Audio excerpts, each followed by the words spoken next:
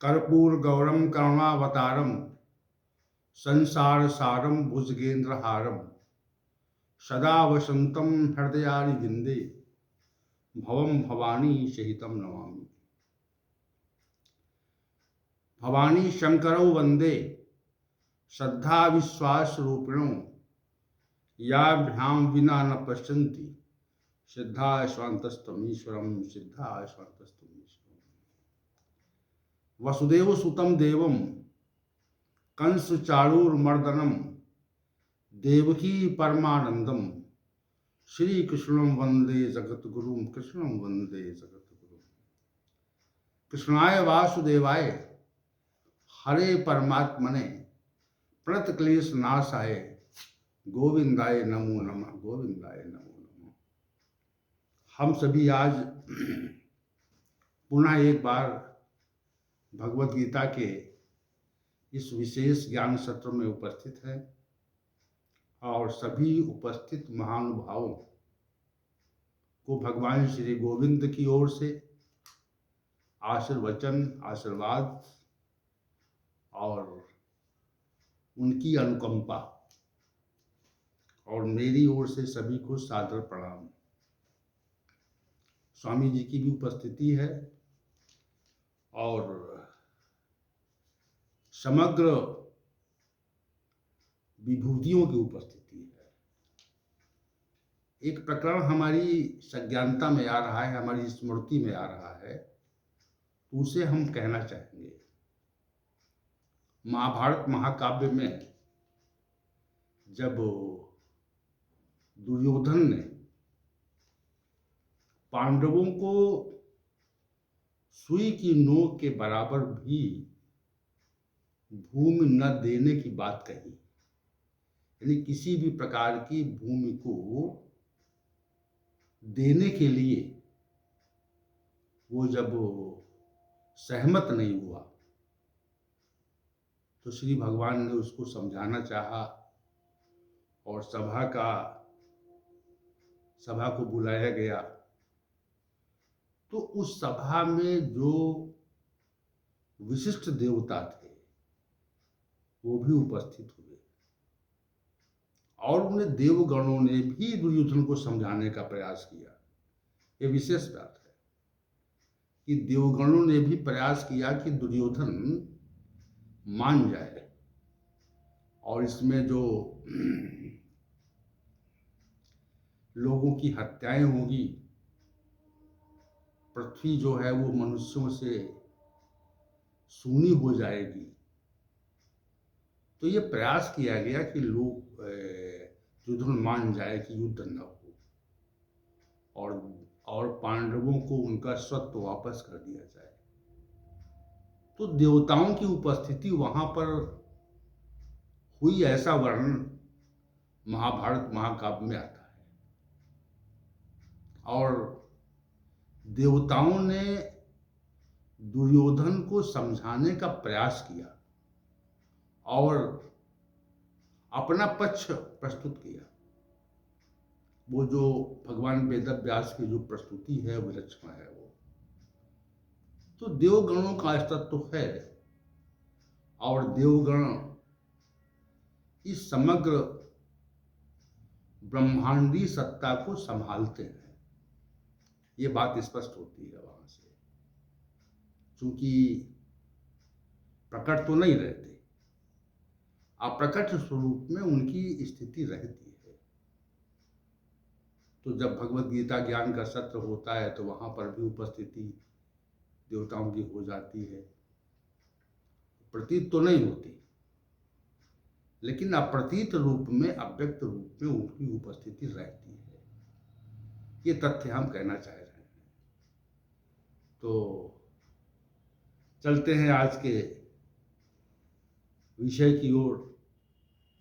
हम सभी भगवत गीता के अध्याय संख्या 8 अक्षर ब्रह्म योग पर चर्चा कर रहे हैं और श्लोक संख्या 1 और 2 में जो प्रश्न है, किम तद ब्रह्म किम अध्यात्मम किम करम पुरुषोत्तम अधिभूतम च किम भुक्तमैदं किमुच्यते अधियज्ञा कथम कोथ देहेऽस्मिन् मधुसूदन प्रयाण काले च कथम गेयोषि नीतात्म भी। हे अर्जुन, अर्जुन ने कहा, हे पुरुषोत्तम, वो ब्रह्म क्या है, अध्यात्म क्या है, कर्म क्या है, अधिभूत नाम से किसे कहा जाता है और अधियज्ञ किसो अधिदैव किसे कहते हैं, और हे मधुसूदन यहाँ अधियज्ञ कौन है, इस मानव शरीर में कैसे है, और जिनका चित्त नियत हो गया है वे मृत्यु काल में आपको कैसे पहचान लेते हैं, ये प्रश्न है।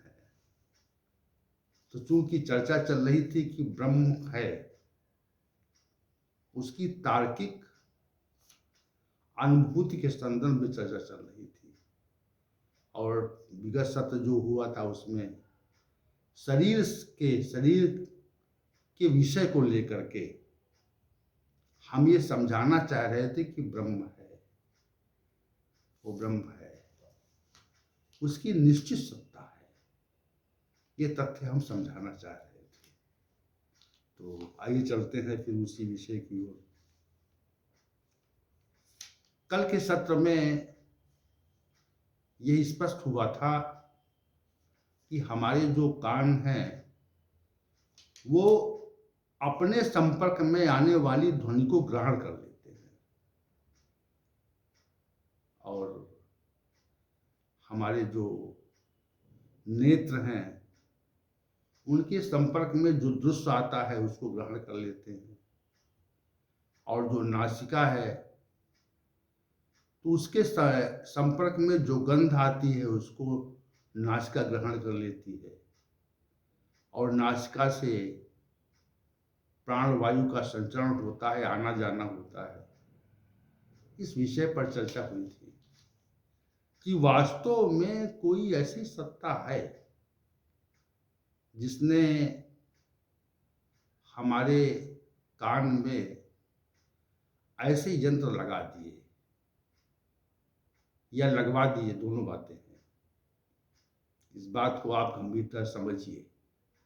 ऐसी कोई सत्ता है जिसने हमारे कान में ऐसा यंत्र लगा दिया या किसी के माध्यम से लगवा दिया, दोनों बातें हैं। क्योंकि प्रकृति के द्वारा ये शरीर निर्मित होता है, पंच महाभूतों के द्वारा, तो दोनों बातें हम कह रहे हैं। तो अगर लगाया या लगवाया, किसी सत्ता के द्वारा वो उपकरण लगवाया, तो भी वो सत्ता जो उपकरण लगाती है वो सत्ता ब्रह्म के निर्देश पर ही कार्य करती है। ये विलक्षण बात है। उसके निर्देश के अभाव में कोई कार्य नहीं कर सकती, ब्रह्म के निर्देशानुसार ही कार्य करती है। अब आंखों में ऐसा कोई यंत्र, ऐसी कोई व्यवस्था स्थापित है जिससे हम बाह्य जगत को देखते हैं। एक सीमा तक हमारी आंखें जो हैं वो बाह्य जगत को देखती हैं। ऐसा कोई यंत्र लगा हुआ है जिससे बाह्य जगत हमको प्रतीत होता है, दिखाई पड़ता है। विलक्षण बात, विशेष बात है ये। ऐसा यंत्र लगा हुआ है जिससे हमको बाह्य जगत प्रतीत होता है और दिखाई पड़ता है। तो ये भी तथ्य विशेष है। तो या तो यंत्र किसी सत्ता ने लगाया, इसको ब्रह्म से निर्देशित किया गया यहाँ पर, या उसने लगवाया। तीसरी बात, नासिका में जो यंत्र लगाया गया या लगवाया गया। और विशेष बात यह है कि जो प्राण वायु का संचरण होता है, नासिका से जो प्राण वायु पुनः पुनः हृदय देश तक जाती है और फिर नासिका तक आती है। देखिएगा इसकी विलक्षण बात, देखिए आप, ऐसा कुछ तारतम्य स्थापित कर दिया गया कि प्राण वायु निरंतर गतिशील रहती है। प्राण वायु के साथ मिलकर, प्राण और वायु तो अलग अलग तत्व हैं, प्राण को वायु के साथ मिला दिया गया और वो वायु प्राण में मिल गई या प्राण वायु में मिल गया, दोनों बातें हैं। प्राण एक तत्व है जिसको वायु के साथ मिला दिया गया। प्राण नामक तत्व हमको दिखाई तो नहीं पड़ता, हमको प्रतीत नहीं होता, लेकिन उसका जो संचरण है, वायु के साथ जो उसकी गति है, उससे हम उसके चलने का आभास करते हैं।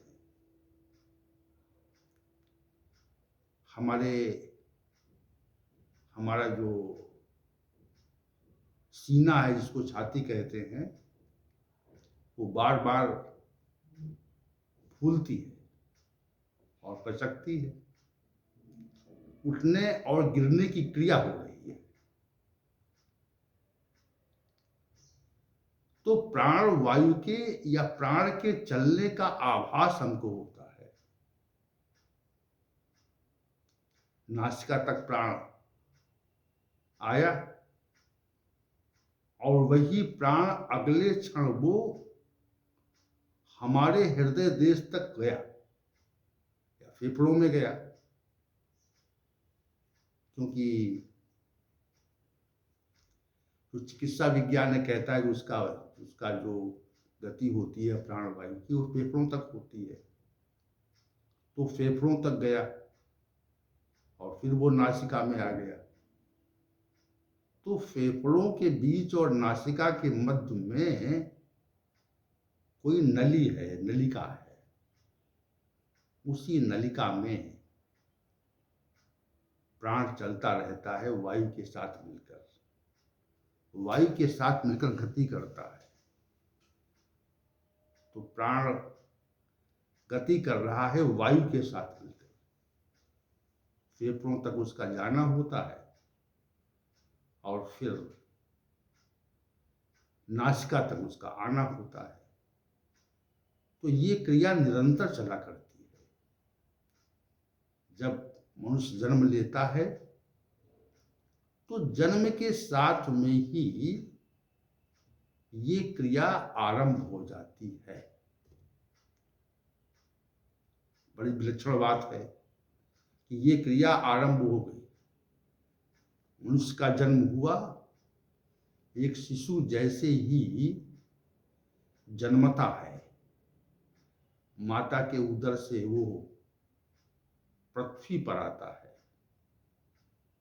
तो जैसे ही आता है तो उसकी जो प्राण वायु है या उसका जो प्राण है, उसमें गति आरंभ हो जाती है, चलने की क्रिया आरंभ हो जाती है। अब चल रहा है प्राण, और फिर आप ये देखें कि वो प्राण जो है वो जीवन के अंतिम क्षण तक, जब तक मनुष्य की मृत्यु नहीं होती है, तब तक वो प्राण चलता है। ऐसा कोई यंत्र बिना गति के निर्बाध रूप से चलता है, कोई बाधा नहीं आती उसमें। प्राण के संचरण में, प्राण की गति में, उसके चलने में कोई बाधा नहीं आती। बाधा आ जाए तो मृत्यु हो जाए। तो बड़ी विलक्षण बात है। इस पे आप गहनता से विचार करें, ये कितनी विलक्षण बात है कि जन्म के साथ प्राण चल रहा है, प्राण का चलना आरंभ हुआ, वायु के साथ मिल गया। इसका मतलब माता के उदर में भी ऐसी व्यवस्था थी। जो भी चिकित्सा शास्त्र ने इस संदर्भ में कहा, उधर हम नहीं जा रहे। हम जब से बात कर रहे हैं उस स्थिति को प्रस्तुत करना चाहते हैं कि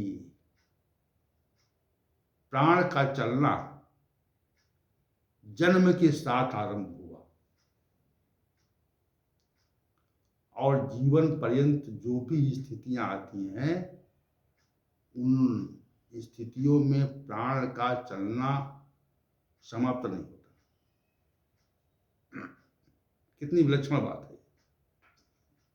प्राण चलता है, निरंतर चलता है, तीनों अवस्थाओं में चलता है। सुषुप्ति में भी चलता है, स्वप्न में भी चलता है और जागृत में भी चलता है। जागते हैं तब भी प्राण चलता है, हम सपना देखते हैं तब भी प्राण चलता है और जब हम सोते हैं तब भी प्राण चलता है। तो ब्रह्म की कितनी विशिष्ट व्यवस्था है ये। और प्राण के चलने से ही जीवन का आभास होता है, जीवन माना जाता है कि जो मनुष्य जीवित है। और प्राण का चलना समाप्त हो जाए तो जीवन समाप्त हो जाता है। तो ऐसा कौन सा विशिष्ट उपकरण फेफड़ों और नासिका के मध्य लगा हुआ है या प्राण को ऐसी कौन सी विशिष्ट ऊर्जा प्राप्त है जिससे प्राण गतिशील है? इसमें दो तथ्य हैं। एक तथ्य तो यह है कि उपकरण कोई लगा हुआ है, इसमें कोई उपकरण लगा हुआ है तो वो निरंतर प्राण को चलाता है। और या प्राण में इतनी ऊर्जा है कि वो निरंतर गतिशील रहता है। जैसे हमारे यंत्र होते हैं, जैसे हमारा मोबाइल होता है, तो जब तक चार्ज रहता है, जब तक उसमें बैटरी रहती, जब तक ऊर्जा रहती है तब तक कार्य करता है वो। और अगर उसमें बैटरी डिस्चार्ज हो जाए तो मोबाइल कार्य करना बंद कर देगा, समाप्त कर नहीं करेगा। परंतु उस प्राण में इतनी ऊर्जा किसने भर दी? किस सत्ता ने? वो सत्ता कौन है? जिस सत्ता ने प्राण में इतनी ऊर्जा भर दी कि वो प्राण निरंतर गतिशील है, चल रहा है। प्राण के चलने की क्रिया समाप्त नहीं हो रही, नित्य चल रहा है। विशेष बात है कि वो, जैसे आपकी आयु 70 वर्ष है, 80 वर्ष है, 85 वर्ष है, 100 वर्ष है, तो 100 वर्षों तक प्राण चलता है बिना रुके हुए, बिना रुकावट के निर्बाध गति प्राण में 100 वर्षों तक होती है। ऐसी कौन सी सत्ता है जिसने उस प्राण में इतनी अधिक ऊर्जा को प्रवाहित कर दिया है, भर दिया है कि वो जीवन पर्यंत चलता है? तो इस छोटी सी बात पर या सूक्ष्म विषय पर जब विचार करते हैं, अब इसके पीछे भी बहुत तथ्य, प्राण चलता कैसे है, कौन चलाता है इसको, कैसे ऊर्जा मिलती है इसको, ये दूसरा विषय आ गया यहाँ पर। लेकिन प्राण चला करता है, इसी तथ्य पर हम दृष्टि रख रहे हैं कि कोई चलाता है या चलवाता है। प्राण में जो गति है वो किसी कारण से है। विचार कीजिए, आप चिंतन कीजिए इस विषय पर कि कोई सत्ता प्राण को चला रही है, प्राण में गति उत्पन्न किए हुए है। वो सत्ता कौन है? वो सत्ता ब्रह्म ही है। और मनुष्यों ने, चिकित्सा शास्त्रियों ने, अध्यात्म विज्ञान के पुरोधाओं ने ये बात कही कि जो जीव है, जिससे ये समग्र शरीर चेतन रहता है, वह भी प्राण को चलने में ऊर्जा प्रदान करता है। ये बात चिकित्सा शास्त्रियों ने और अध्यात्म के जो पुरोधा हैं, जो विशिष्ट विद्वान हैं, उन्होंने ये बात कह दी कि प्राण के चलने से ऊर्जा जो मिलती है वो जीव से मिलती है, जो चेतन तत्व है। लेकिन वो जीव भी परमात्मा का अंश है। जब उसको अनादि कहा कि वो अनादि है, आदि नहीं है। प्रकृति और जीव जो है, प्रकृतिम पुरुषम विद्धि अनादि, उसको अनादि मानिए आप। और फिर एक प्रतिकूलात्मक बात कह दी कि वो ममैवांशो जीव लोके जीवो भूता सनातन, कि वो जो जीव है वह परमात्मा का अंश है। अब ये दो प्रतिकूल बातें हो गई कि परमात्मा का अंश है, अगर परमात्मा का अंश है तो अनादि कैसे है? अंश जो होता है अपने अंशी से कभी पृथक होता है। तो ये विलक्षण विषय है, इसका प्रतिपादन तो बाद में करेंगे। तो पहली बात ये है कि हम जिस विषय को रख रहे थे, तो प्राण चलता है और प्राण चलने के बाद में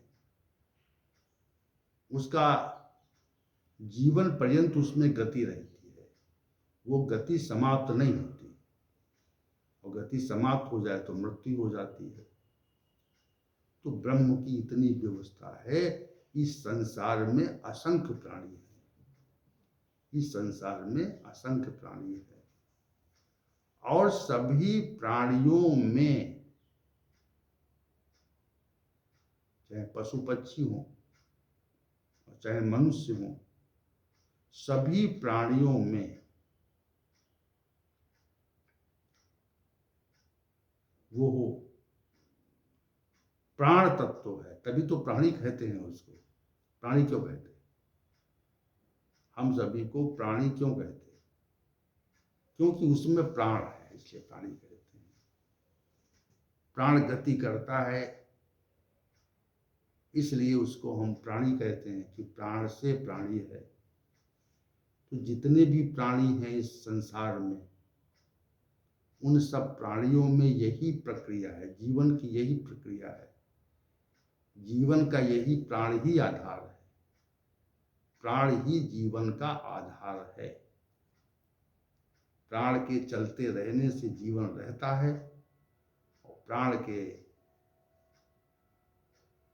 निष्क्रिय हो जाने से जीवन समाप्त हो जाता है। तो प्राण को चलाता कौन है? प्राण में जो ऊर्जा कौन भर रहा है? तो हम दृष्टि ब्रह्म की ओर डालें। जो हमारा जो विषय है कि कोई ब्रह्म नामक सत्ता है जो प्राण में ऊर्जा भरती है, प्राण में ऐसी शक्ति और सामर्थ्य देती है कि वो प्राण जीवन पर्यंत गति करता रहता है। इतने लंबी अवधि तक। अब संसार में अनेक यंत्र बने हैं, तो उन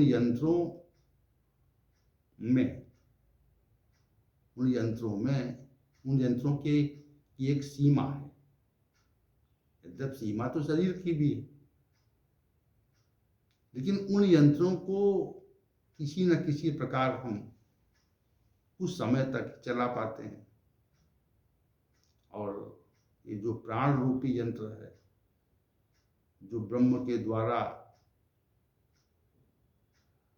प्रस्तुत किया गया है, ये निरंतर गति करता रहता है, निरंतर गति करता रहता है। इसकी गति में इतनी विलक्षणता है कि ये समाप्त नहीं होता, चला करता है, चला करता है।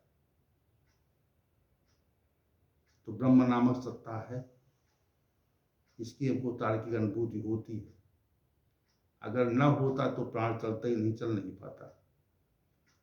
प्राण में जो चलने की क्रिया है, नासिका से प्राण, नासिका तक प्राण आता है, फिर वो फेफड़े तक जाता है, फेफड़े तक जाकर फिर नासिका में आता है, नासिका से फेफड़ा और फेफड़े से नासिका। ये क्रिया हुआ करती है और यही जीवन का लक्षण माना जाता है। लक्षण जीवन का क्या है? लक्षण जीवन का है कि ये जो प्राण है वो नासिका से फेफड़े तक जाए और फेफड़े से नासिका तक आए, तब हम जीवित हैं। और किसी कारण अगर ऐसा ना हो सके तो हमारा जीवन समाप्त हो गया। हमारा जो जीवन है वो समाप्त हो गया, बचा नहीं, अवशेष नहीं रहा। कितनी विलक्षण बात है ये कि जीवन का जो लक्षण है वह भी प्राण से जुड़ा हुआ है, प्राण नामक तत्व से जुड़ा हुआ है, और प्राण नामक तत्व जीव से जुड़ा हुआ है, और जीव नामक तत्व जो है वो परमात्मा से जुड़ा, ब्रह्म से जुड़ा हुआ है। ब्रह्म से जीव और जीव से प्राण। तो एक प्रकार से प्राण का संबंध ब्रह्म से है। संबंध वहां तक जाता है, मतलब ब्रह्म तक ही जाता है, जिसकी चर्चा हो रही है। तो हमको उसकी तार्किक अनुभूति होती है, तर्क से ये बात समझ में आती है कि ब्रह्म नामक सत्ता है। शरीर विज्ञान पर शरीर के संबंध में बात कर रहे हैं, उसकी चूंकि ब्रह्म ने समग्र विश्व को उत्पन्न किया और उसकी स्थिति बनाए हुए है, और उसके समापन का अधिकार भी उसी को है। जब वो चाहता है तो समाप्त कर देता है। तो ब्रह्म एक विशिष्ट सत्ता है, सर्वाधिक शक्तिशाली सत्ता है, जिसके श्री भगवान ने अक्षरम ब्रह्म कहा है। यहाँ पे अक्षरम ब्रह्म वो परम अविनाशी है। प्रत्येक वस्तु का, इस संसार में जितने भी वस्तु हैं वे विकारी हैं, वो परिवर्तनशील हैं, उनमें परिवर्तनशीलता का अवगुण है, उनका परिवर्तन हुआ करता है, ये बात है। कोई ऐसी वस्तु नहीं जिसमें परिवर्तन न हो, इसलिए वो क्षर है, इसलिए वो विनाशशील स्वभाव की है। तो और इन विनाशशील स्वभाव की वस्तुओं में ही से ही हमारा व्यवहार रहता है, उनमें आसक्ति होती है। अक्षर से आसक्ति नहीं होती, क्षर से आसक्ति होती है। क्षर माने होता है जितना भी संसार में जितनी वस्तुएं हैं वे सब विकारी हैं। मनुष्य भी समय के साथ परिवर्तित होता है और प्रत्येक वस्तु भी समय के साथ परिवर्तित होती है। इसीलिए कहते हैं कि विकारी है ये, इसमें परिवर्तन का विकार है, नष्ट होने का विकार। धीरे धीरे शरीर भी नष्ट हो जाता है, इसलिए कहते हैं शरीर विकारी है, विकार है इसमें। लेकिन जो परम सत्ता है, ब्रह्म है, वह अक्षर है। अक्षर के साथ परम विशेषण जोड़ा, उसको लगा दिया कि परम अक्षर है। अक्षरम ब्रह्म परमम, उसका विनाश नहीं होता। तो शेष तो क्षर है, और जो ब्रह्म है वो अक्षर है, और उसका जो अंश है, क्योंकि अंशी परम अक्षर है, तो उसका जो अंश जीव है, जैसा भगवत गीता मानती है। बहुत से मनीषी नहीं मानते कि परमात्मा का अंश जीव है, वो विषय नहीं यहाँ पर। तो उसका जो अंशी है वो भी अक्षर है। उसके लिए परम पद का प्रयोग नहीं होता, परम अक्षर का प्रयोग नहीं